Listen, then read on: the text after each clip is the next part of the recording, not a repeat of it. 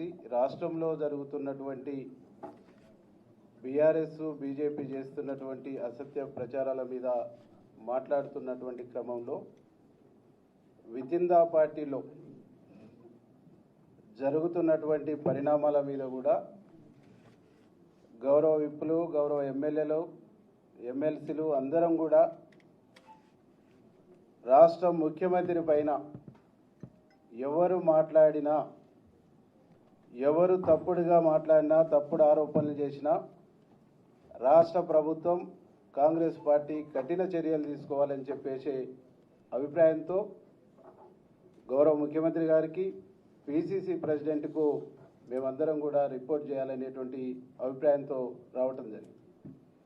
అంటే కాంగ్రెస్ పార్టీలో ఉంటున్నటువంటి వ్యక్తులు ఈరోజు రాష్ట్ర అధినేత సీఎం నిర్ణయాన్ని తప్పుపట్టడం అంటే, ఈ నిర్ణయాన్ని తప్పుపడుతున్నటువంటి వ్యక్తులు, నిర్ణయాన్ని వ్యతిరేకిస్తున్నటువంటి వ్యక్తులు ఈ పార్టీలో ఉండే నైతిక అర్హత లేదనేటువంటి ఒక అభిప్రాయాన్ని కూడా మేము రావటం జరిగింది.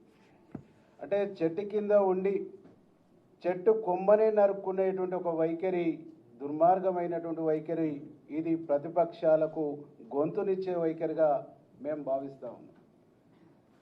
కొండ సురేఖ గారు క్రమశిక్షణ సంఘం ఇచ్చినటువంటి నోటీసుకు, షోకాజుకు సమాధానం ఇస్తూ నాకు సంబంధం లేదన్న, నీకు సంబంధం లేదన్నప్పుడు నీ బిడ్డ మాట్లాడిన మాటల్ని ఎందుకు ఖండించలేదు?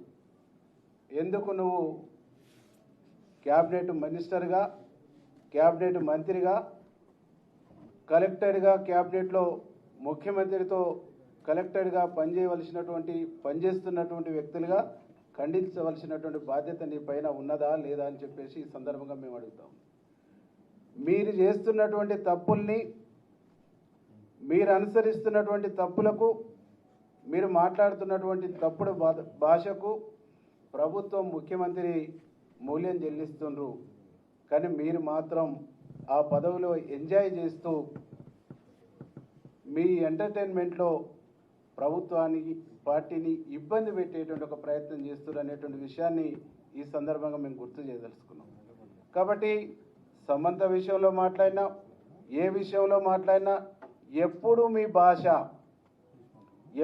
మీ భాష పార్టీకి తలనొప్పిగానే ఉంది, పార్టీకి తలనొప్పి తెచ్చేటువంటి విధంగానే ఉంది, పార్టీకి నష్టదాయకంగానే ఉంది, పార్టీకి నష్టం కొని తెచ్చేటువంటి విధంగానే ఉన్నది. కాబట్టి ఈ భాష మాట్లాడుతున్న, ఈ యాక్టివిటీ ఉన్నటువంటి వ్యక్తుల పైన పార్టీ పిసిసి ప్రెసిడెంట్ గారు కానీ కఠినమైనటువంటి నిర్ణయాలు తీసుకోవాలనేటువంటి ఒక ఆలోచనతో మేము ఈరోజు మాట్లాడటం జరిగింది. మేమందరం కూడా ఒకటే కోరుతా ఉన్నాం, ఈ రాష్ట్రంలో కాంగ్రెస్ పార్టీని అధికారం తీసుకురావడానికి ఇక్కడ ఉన్నటువంటి ఎమ్మెల్యేలు, ఎమ్మెల్సీలు, బయట ఉన్నటువంటి మంత్రులు, అనేక మంది నాయకులతో పాటుగా చెమటోర్చినటువంటి వ్యక్తి, రక్తం ధారపోసినటువంటి వ్యక్తి ఈ రాష్ట్ర ముఖ్యమంత్రి రేవంత్ రెడ్డి గారు. వారికి తోడుగా వారి కుటుంబం కూడా, వారి బ్రదర్స్ కూడా చెమటోర్చినటువంటి విషయం తెలంగాణ సమాజానికి తెలుసు. కానీ పనిగట్టుకొని ప్రతిపక్షాలు వారిని వీక్ చేయడానికి ప్రయత్నం చేస్తారు, ప్రతిపక్షాలు వారి మీదనే దాడి చేస్తుంటారు. వితిన్ ద పార్టీలో ఉన్న కొంతమంది వివిధ జిల్లాలలో కావాలని ప్రభుత్వాన్ని, ముఖ్యమంత్రిని వీక్ చేసేటువంటి ఒక దుర్మార్గమైనటువంటి ఆలోచనతో పనిచేస్తూ ఉన్నారు. వారిపైన కఠినమైనటువంటి వైఖరితో, కఠినమైనటువంటి నిర్ణయాలు పార్టీలో ఉండాలని చెప్పేసి మేము పార్టీని కోరబోతా ఉన్నాం. దాంతోపాటుగా గౌరవ ముఖ్యమంత్రి గారు కూడా మేము విజ్ఞప్తి చేస్తూ ఉన్నాం, ఇట్లాంటి వ్యక్తులు పార్టీకి, ప్రభుత్వానికి నెత్తినొప్పిగా తయారైనటువంటి వ్యక్తుల్ని ప్రభుత్వం నుంచి, ప్రభుత్వ బాధ్యతల నుంచి తప్పించాలని కూడా మేము గౌరవ ముఖ్యమంత్రిని డిమాండ్ చేస్తూ ఉన్నాం.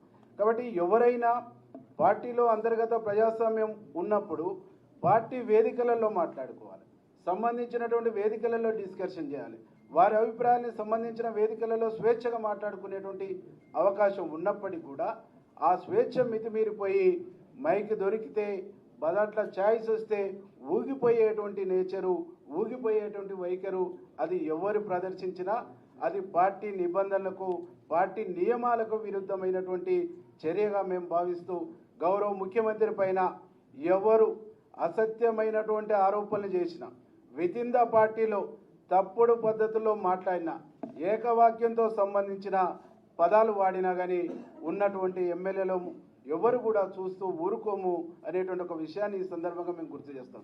వీళ్ళ భాష మూలంగా, వీళ్ళు మాట్లాడుతున్న విధానాల మూలంగా కార్యకర్తల్లో, ప్రజల్లో అనేక రకాల ఇబ్బందికరమైనటువంటి అనుమానాలు, అపోహలకు గురి అయ్యేటువంటి ఒక పరిస్థితి ఉన్నది. కాబట్టి కొట్లాడి సాధించుకున్నటువంటి రాష్ట్రం 10 సంవత్సరాలు దొంగల పాలైంది. ఆ దొంగల పాలైనటువంటి రాష్ట్రాన్ని, దొరలు చెరబట్టినటువంటి రాష్ట్రాన్ని ఇవాళ ప్రజల పరం చేసినటువంటి, ప్రజా ప్రభుత్వం ఏర్పాటు చేసినటువంటి గౌరవ ముఖ్యమంత్రి గారు ఒక విజన్తో ముందుకు పోతా ఉంటే, ఒక విజన్తో ఈ రాష్ట్రాన్ని అభివృద్ధి పదంలో తీసుకుపోతా ఉంటే ఇలా మాట్లాడే భాష కరెక్ట్ కాదని చెప్పేసి ఈ సందర్భంగా మేము గుర్తు చేస్తాం. ఒక పార్టీ సభ్యుడు కానటువంటి వ్యక్తి, అనామకులైనటువంటి వ్యక్తి మా ఎమ్మెల్యేని పట్టుకొని అడ్డగోలుగా మాట్లాడటం అంటే ఇంతకంటే నీచమైనటువంటి లంపెన్ కల్చరు బహుశా ఎక్కడ ఉండదు. ఒక రాజకీయ కుటుంబం అనుకున్నప్పుడు రాజకీయ విలువల్ని పాటించాలి, రాజకీయ పద్ధతిని పాటించాలి, రాజకీయ గౌరవాన్ని కాపాడుకోవాలి.